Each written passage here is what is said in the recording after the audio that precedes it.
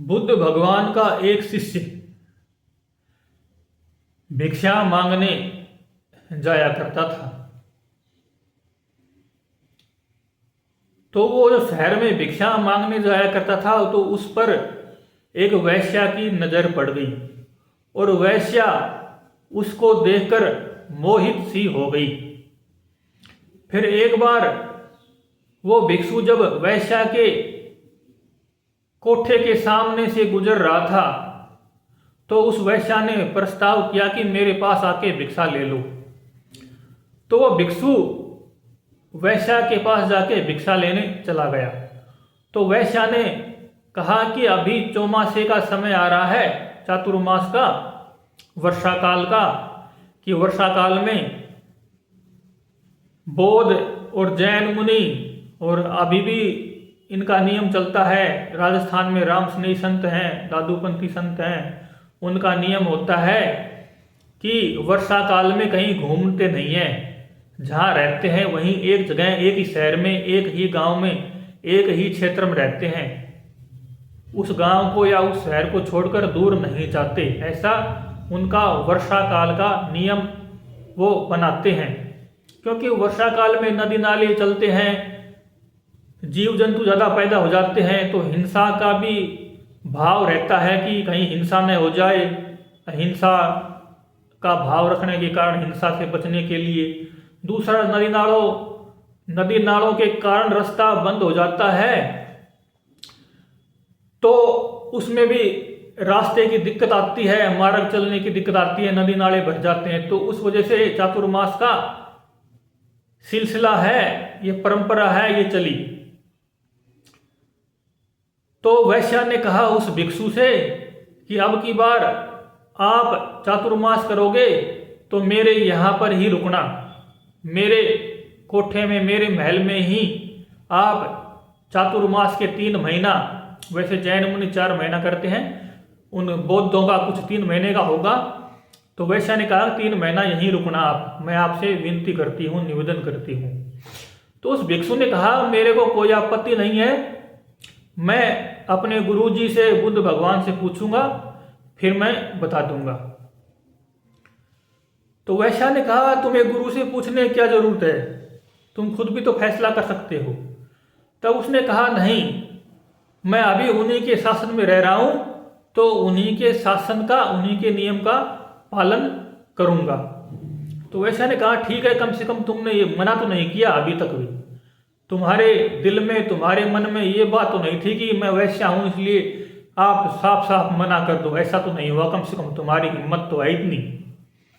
फिर वो भिक्षु भिक्षा लेके बुद्ध भगवान के पास आया और बुद्ध भगवान से बोला भगवान, आज जब मैं भिक्षा लेने गया तो मेरे को एक वैश्या ने प्रस्ताव किया कि अब की बार चौमासे का 3 महीने मेरे यहीं पर बिताना। तो मैं उसको ये बोल के आया हूँ कि मैं बुद्ध भगवान से, अपने गुरुजी से पूछ के ही बताऊंगा। आप बताओ मेरे को क्या करना चाहिए, क्या मैं उसको मना कर दूं या उसका प्रस्ताव स्वीकार कर लूं। तो बुद्ध ने कहा हाँ, तुम उसके पास रह सकते हो, 3 महीना चौमासे में वहां रह सकते हो। तो वहां जितने भी दूसरे बौद्ध भिक्षु, संत, महापुरुष, गृहस्थ, सत्संगी सब बैठे हुए थे, उनके मन में बड़ा करंट सा लगा कि ये भगवान ने क्या बोल दिया। एक सन्यासी, एक भिक्षु जिसने घर परिवार स्त्री का मोह त्याग दिया, वो क्या एक वैश्या के पास रहेगा? क्या वैश्या के पास रहने से उसका चरित्र खराब नहीं हो जाएगा? क्या वो अपनी साधना से गिर नहीं जाएगा? तो सबने आपत्ति की, बोल भगवान आप ये क्या कह रहे हैं। उन्होंने भगवान बुद्ध से कहा कि आप अपनी बात वापस ले लीजिए, इसे एक संत की हानि होगी, पूरे संत समाज की, बौद्ध भिक्षुओं की हानि होगी। किसी वैश्या के पास रहकर कोई कैसे अपने आप को काम वासना से बचा सकता है? वो सुंदर वैश्या है, उसके ऊपर लोग मरते हैं, बहुत पैसों की बौछार होती है और वो इस पर मोहित हो गई है, वो इसको गिराना चाहती है, इसको फंसाना चाहती है। इसे एक बौद्ध भिक्षु, एक संत गिरेगा तो सब पे ही लांछन तो लग ही जाएगा। तो बुद्ध भगवान ने कहा, मैंने इसको जानता हूं, इस भिक्षु को।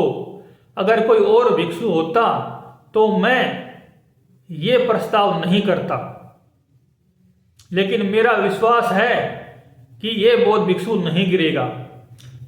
तब उनकी आज्ञा लेके जब चौमासा शुरू हुआ तो वो बौद्ध भिक्षु उस वैश्या के पास रहने के लिए चला गया और 3 महीने वहीं रहा। लोग उसको देखते, दूर से ताक झांक करते, तो देखते वैश्या उसको बढ़िया बढ़िया भोजन खिलाती है, महंगे महंगे कपड़े दिए ओढ़ने बिछाने के लिए, और रोज उसके सामने नाच गान करती है। अपने हाव भाव, व्यंग, कटाक्ष से हर तरह से एक स्त्री जैसे, एक वैश्या जैसे पुरुष को रिझा सकती है, उस तरह से उस वैश्या ने सारा उपक्रम किया उसको रिझाने के लिए। लोग सोचते कि ये बौद्ध भिक्षु तो गया एक वैश्या के पास, इतनी सुंदर वैश्या के पास रहकर एकांत में कोई अपने आप को कैसे सुरक्षित रख पाएगा। लोग ये सोचते रहे। लेकिन जब 3 महीने पूरे हुए तो उस बौद्ध भिक्षु की स्थिरता वहीं पर स्थिर रही, लेकिन उस वैश्या की चंचलता, काम वासना हार गई। उसने देखा कि इसकी स्थिरता में किसी भी कर्म से, किसी भी भाव से कोई फर्क ही नहीं पड़ता, इसका मन विचलित नहीं होता। इसके पास ऐसा क्या है? हर आदमी सोचता है कि उसका मन विचलित हो जाता है किसी भी चीज को देख के। यही तो हम संसार में देखते हैं, किसी चीज की नकल कर लेते हैं, किसी चीज को देख लेते हैं, रोज नए नए फैशन आते हैं, उनको देखकर मन विचलित हो जाता है। स्त्रियों के रंग रूप को देखकर मन विचलित होता है, भोजन को देखकर मन विचलित होता है, कपड़ों को देख के मन विचलित होता है, पड़ोसी के मकान को देखकर मन विचलित होता है, महंगी गाड़ी को देख के विचलित होता है। मतलब संसार में हम लोगों को देखते हैं तो उन चीजों को देखकर, जो भी कोई नई चीज होती है, कुछ चमकदार सी दिखती है, उसी को देखकर मन विचलित हो जाता है। उस वैश्या ने सोचा कि मेरे ऊपर शहर के इतने इतने अमीर लोग मरते हैं, मेरे पास रहने को मचलता है उनका मन, लेकिन इस बौद्ध भिक्षु के पास क्या है ऐसा जो 3 महीने भी मेरे पास रहकर इसके मन में जरा भी फर्क नहीं आया, इसके हाव भाव में कोई भी फर्क नहीं आया।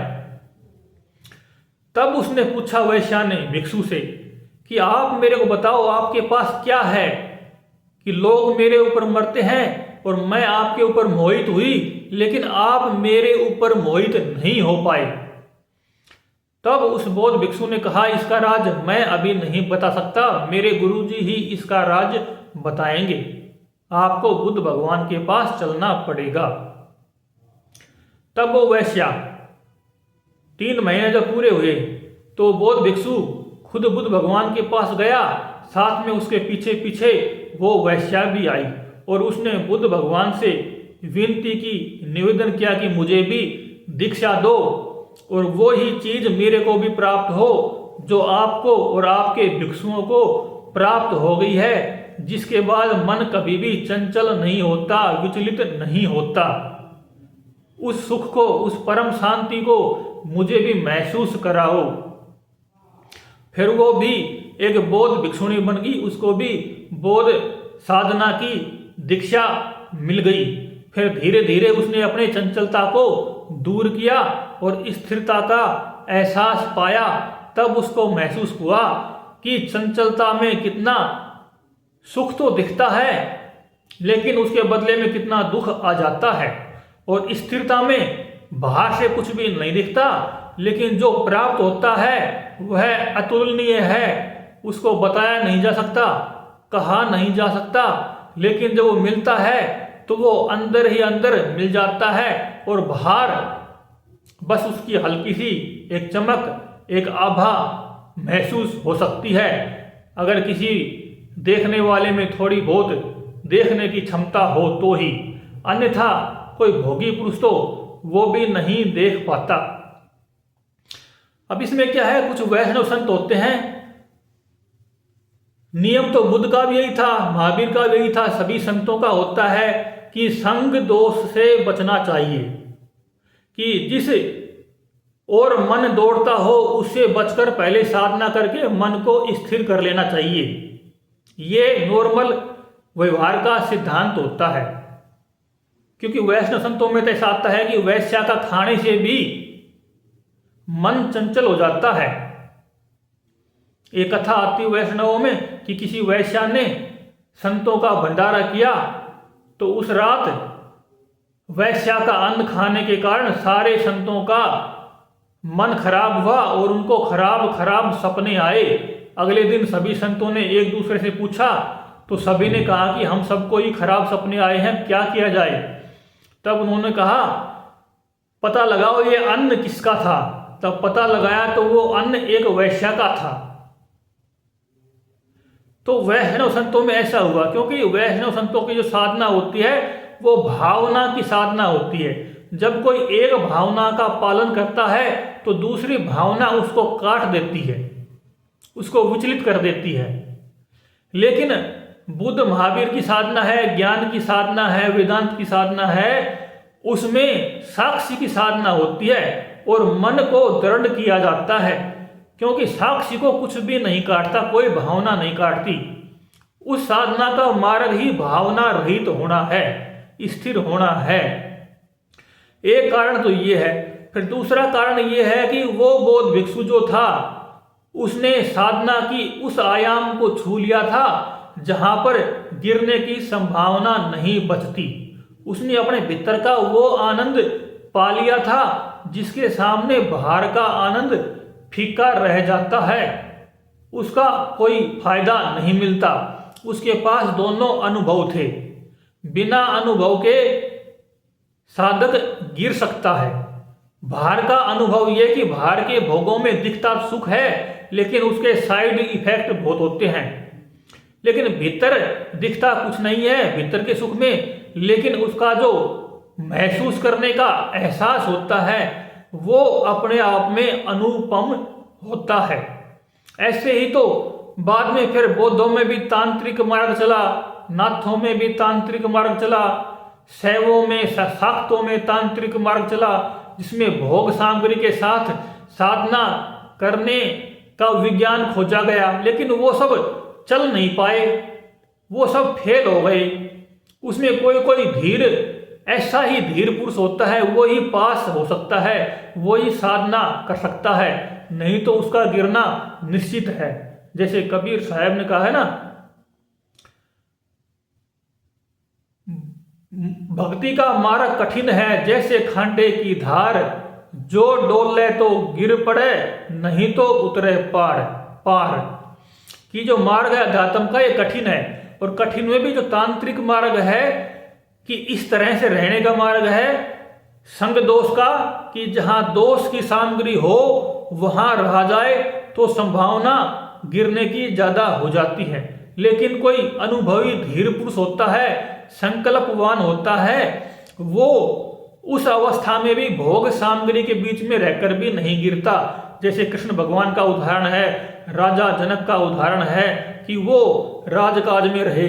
आज भी ऐसे बहुत सारे घर गृहस्थी होते हैं जो भोगों से अपने आप को अलग कर लेते हैं, भोगों के बीच रह के भोगों से अपने आप को अलग कर लेते हैं। तो ये घटना कोई अनूठी नहीं है, ऐसा बहुत सारे घर गृहस्थियों में होता है। इसी को कहते हैं जल में रहकर कमल की तरह निर्लेप रहना। कि जल में कमल है लेकिन पानी उसको उस पर टिक नहीं सकता, उसके ऊपर चिपक नहीं सकता पानी, भले ही वो जल में ही पैदा हुआ है। ऐसे ही साधक घर गृहस्थी में भोगों से ही मनुष्य का शरीर बनता है, उसी से साधक साधना करता है। जो मनुष्य शरीर है वो भोग का ही परिणाम है, लेकिन एक साधक अपने भोगों को योग की ओर मोड़ देता है, भोग को योग की ओर मोड़ लेता है। यही साधक की विशेषता होती है। तो नए साधक के लिए, जिसका मन चंचल होता है, उसको संग दोष से बचना चाहिए कि ऐसी जगह, ऐसी व्यवस्था में नहीं रहना चाहिए जहां साधना भंग हो जाए। लेकिन इस कहानी में बुद्ध भगवान का उद्देश्य रहा होगा कि एक वैश्या को वैश्यावृत्ति से निकालकर उसको परम शांति, परम सुख, परम संतोष का जीवन मिल जाए। इसके लिए उन्होंने एक बौद्ध भिक्षु को माध्यम बनाया था और उनको पता था कि ये बौद्ध भिक्षु गिर नहीं सकता और उल्टा ये वैश्या को ही उठा देगा। यही तो बात होती है ना कि कोई कमजोर होता है वो तो बहते हुए के साथ भी बह जाए, जो अच्छा तैराक होता है वो डूबने वाले को भी बचा ले जाए। तो ये जो बौद्ध भिक्षु थे ये पहुंचवान थे, अनुभवी थे, तो इन्होंने एक संसार सागर में डूबती हुई वैश्या को किनारे लगा दिया और भव सागर से पार करा दिया। लेकिन हर साधक में ऐसी क्षमता नहीं होती है, बहुत संकल्प बल चाहिए होता है। किसी का संकल्प पक जाता है तो नॉर्मल गृहस्थी भी अपने पति पत्नी साथ रहते हुए भी ब्रह्मचर्य का पालन करने में सक्षम हो जाते हैं, और जिसको जरूरत नहीं होती वो नहीं भी करते हैं, साधना फिर भी चल सकती है।